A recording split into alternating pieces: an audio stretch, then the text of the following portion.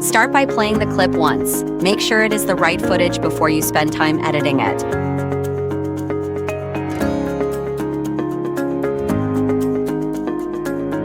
Once you know which clip you want to use, download it to your phone.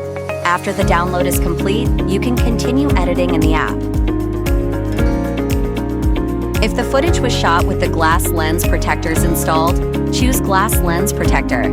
If no lens protectors were used, choose No Lens Protector. Then set Stitching Enhancement to Dynamic Stitching. Turn this on if you want the two lens views to look more consistent before editing. For color space, choose SDR Rec 709 before you continue editing. Use Nadir logo if you want to control the logo that appears around the bottom mounting area.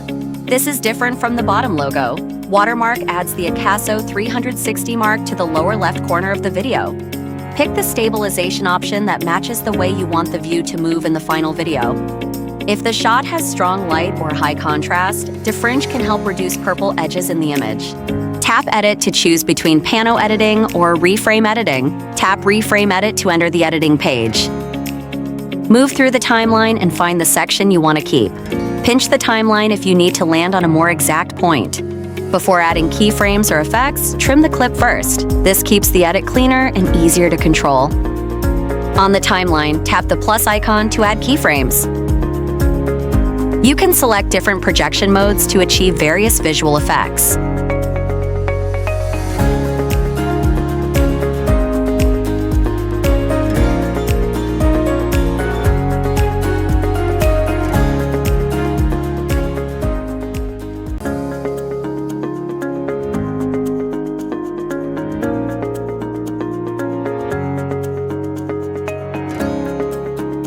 If you want to make the visual effects more diverse, try adding multiple keyframes. Drag the timeline backward, tap the plus icon to add a new keyframe, and select different projection modes to create varied visual changes.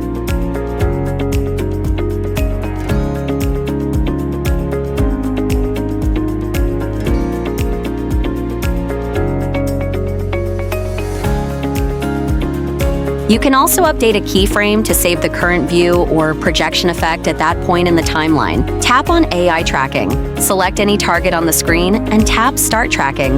The AI will automatically track the target and ensure that the subject remains at the center of the frame.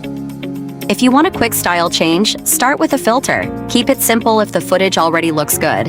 Use speed changes when you want the action to feel faster, slower, or more dramatic.